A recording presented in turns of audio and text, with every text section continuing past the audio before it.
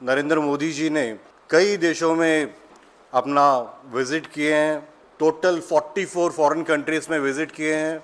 250 domestic events वो शामिल हुए हैं, लेकिन मणिपुर में एक लफ्ज़ भी नहीं बोले आज तक। एंड आपको ज्ञात होगा, We are experiencing for the last 2 years that there is lack of proper use of constitutional machinery. That is why still the violence is continuing and there is no any means to restore the peace and the normalcy in the state. मेरे साथ है केशव मेघचंद्र सिंह जी, प्रदेश Congress committee president Manipur. सारे press के हमारे मित्रों, आप सबका यहाँ पे बहुत बहुत स्वागत है।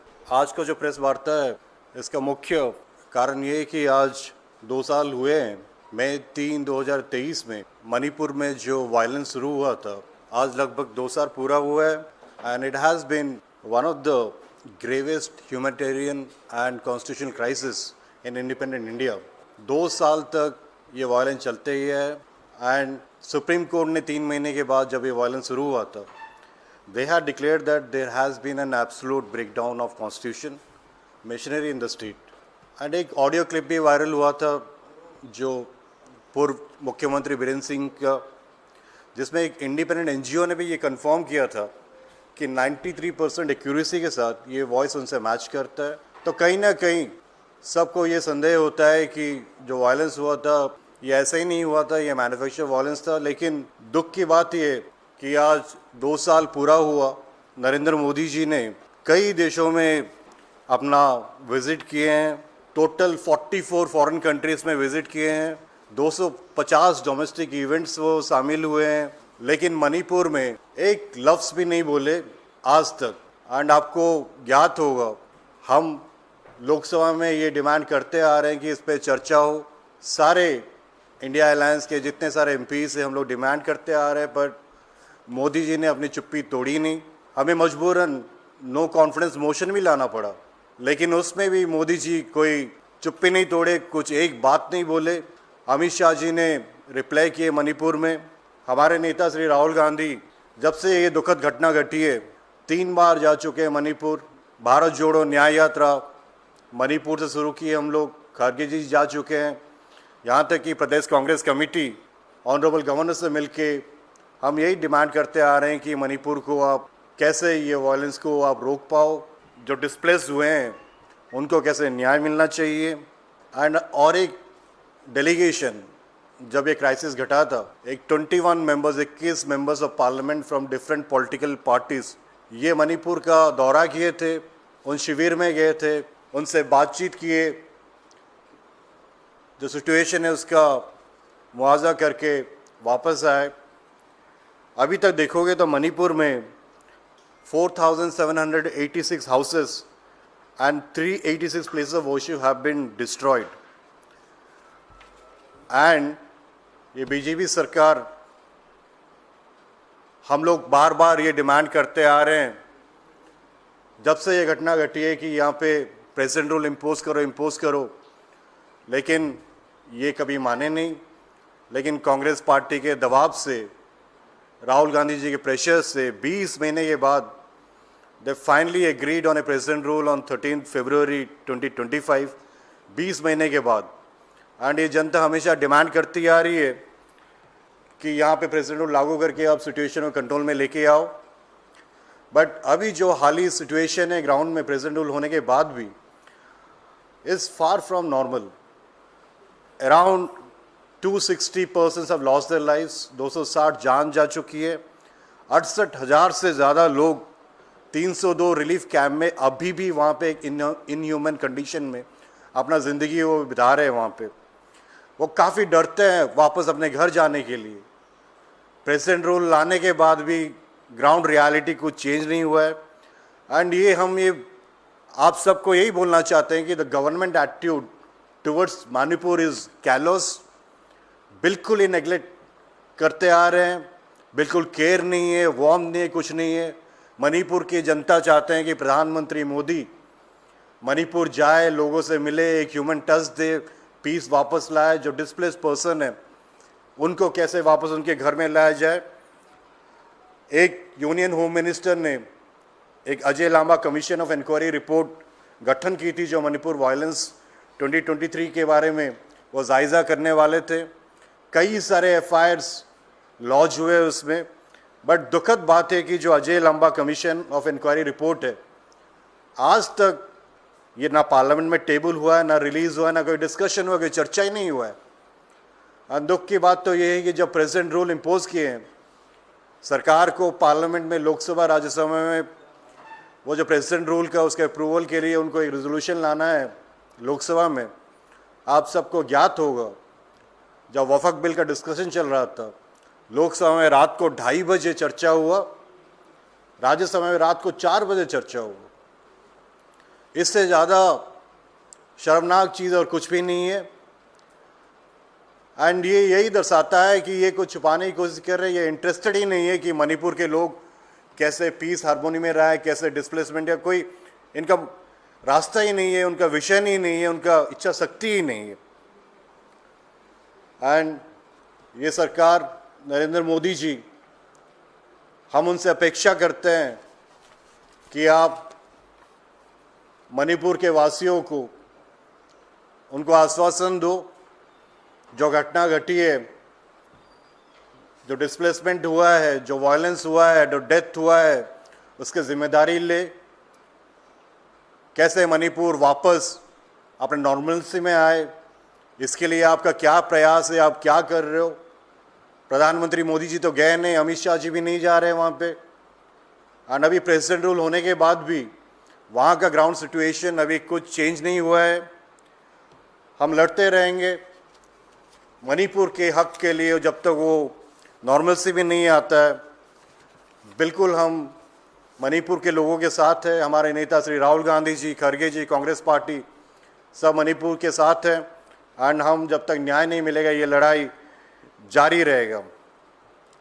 कुछ प्रश्न थे जो आदरणीय खड़गे जी ने भी सोशल मीडिया के माध्यम से पूछे हैं। प्रधानमंत्री मोदी जी कब जाएंगे मणिपुर? ये जो प्रेसिडेंट रूल है, ये आप 55 विधायक होने के बाद भी आपको प्रेसिडेंट रूल लागू करने की क्या आवश्यकता पड़ी है? ये इसलिए कि कांग्रेस पार्टी ने दबाव दिया था, नो कॉन्फिडेंस मोशन लेके आए थे। एंड आप अपने सरकार को बचाने के लिए आप प्रेसिडेंट रूल लागू किए हैं। आपका खुद का कॉन्फिडेंस ही नहीं, आपका मेजॉरिटी नहीं है मणिपुर में। हम वही डिमांड करते हैं कि आप फ्रेश इलेक्शंस डिक्लेयर करो और लोगों के बीच में चलते हैं। एंड एक लोकप्रिय सरकार जो जनता का सरकार है वो गठन करके हम मणिपुर को वापस अपने रास्ते में कैसे ले आएंगे वो हम कोशिश करेंगे। ये वायलेंस ख़त्म ही नहीं होते जा रहा है।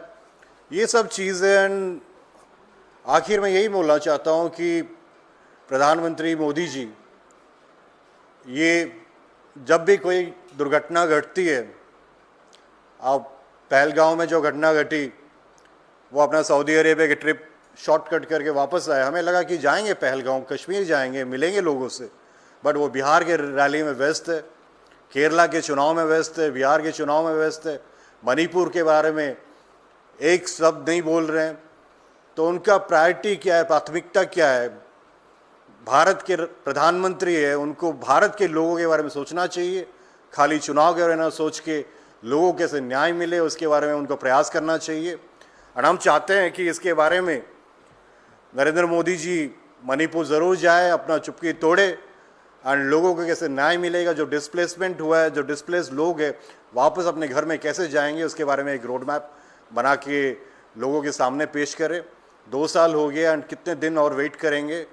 यही हम लोगों का प्रेस मीट का वार्ता था। हमारे साथ मणिपुर के प्रदेश कांग्रेस कमेटी के सभापति भी हैं श्री केशव महिचंद्र जी, वो भी मणिपुर से आए हैं। वो अपना बात चंद शब्दों में रखेंगे। Good afternoon, every one of you, and Honorable Saptagiri ji, Honorable MP, and AICC in charge of Manipur.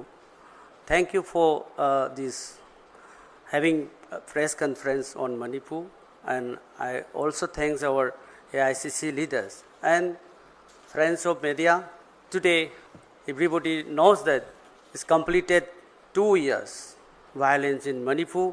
3rd May 2023 was a black day in the history of Manipur and also across the nation. In fact, the violence which had happened in Manipur since 3rd of May 2023 was manufactured by the double engine government. We come to know that the architect of this violence is BJP because they are not serious on the matters of this violence. They are not try to bring the solution in the last 2 years. It's really very painful to all the citizens in Manipur.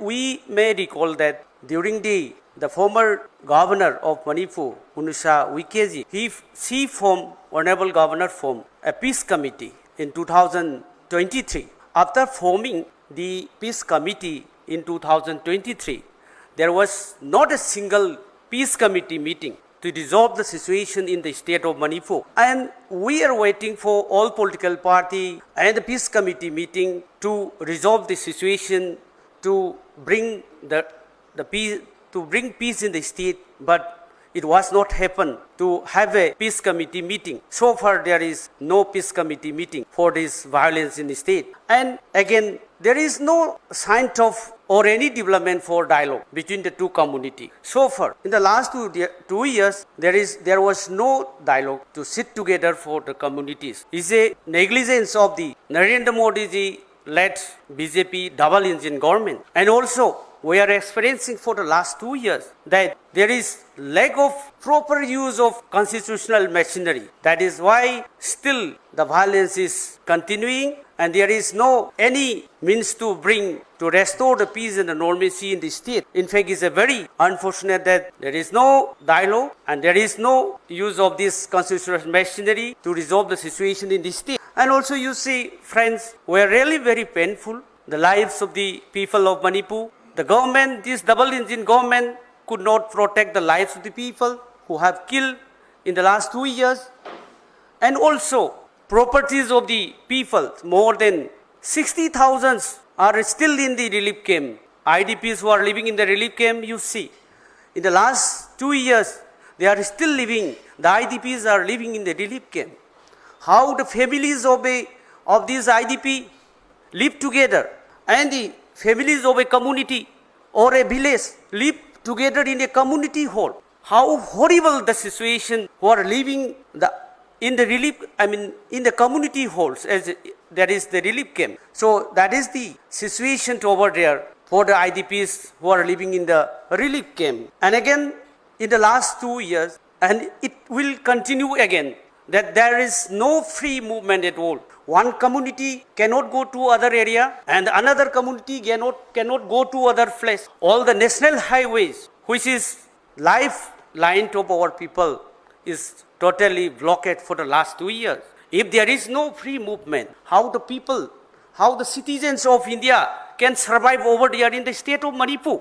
Is not this the responsibility of the state government and the BJP central government? But that is not happen. There is no free movement at all in the state. And again, so far there is no improvement after the president rule. It has been imposed on 13th February. So far there is no improvement at all. There is no much improvement even if there is president rule. And again, this double engine government is unable to bring peace and the normalcy. And also those who are living in the relief camp, there is no any plan to go back to their respective original home, even after this imposition of the president rule. That is why all the time we are very painful, we are facing this pain and sorrows, but our Congress leader, our Honorable President Mallikarjun Kharge, he visited Manipur, and also our dynamic leader, LOP, leader of opposition Shri Rahul Gandhi, visited 3 times in the state of Manipur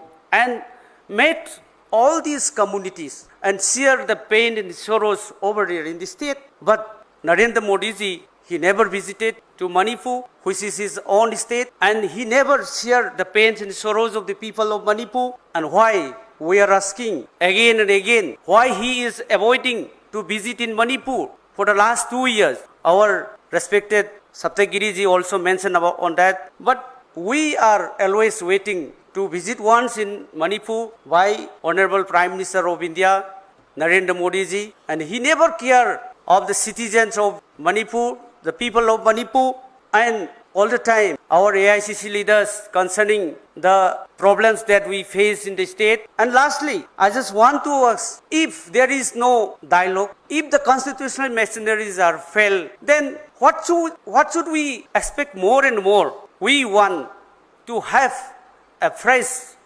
mandate, because the double engine government fails to administer in the state, and also after the president rule, they failed to bring the peace and the normalcy. So there is no more trust to the BJP government. We don't have any trust to the Narendra Modi government, double engine government. Even if there is president rule, we don't have any trust on it. And we demand this fresh mandate so that Congress, we believe Congress, if the Congress government comes over there in the state, we can bring peace and normalcy in the state of Manipur. That's why we have trust to the Congress party, our leaders Rahul Gandhi ji, Mallikarjun Kharge ji, and Saptagiri ji, so that we demand fresh election, so that we can bring back our normalcy in the state, and the IDPs can bring to their original homes. And finally, we are experiencing for the last 2 years, this double engine government cannot solve any problem in the state. So we, the people of Manipur, for both the communities, we need to understand that BJP failed to bring normalcy, and they are not caring for the people of Manipur. So today, the 3rd May 2025, I appeal to all the people of Manipur to bring peace and normalcy in the state, and let us understand from the corner of my heart, I am just saying that we should bring understanding among us. Force cannot bring peace. This BJP government cannot bring peace in the state, because we are experiencing for the last 2 years. So by understanding, we can prevail peace in the state. Thank you.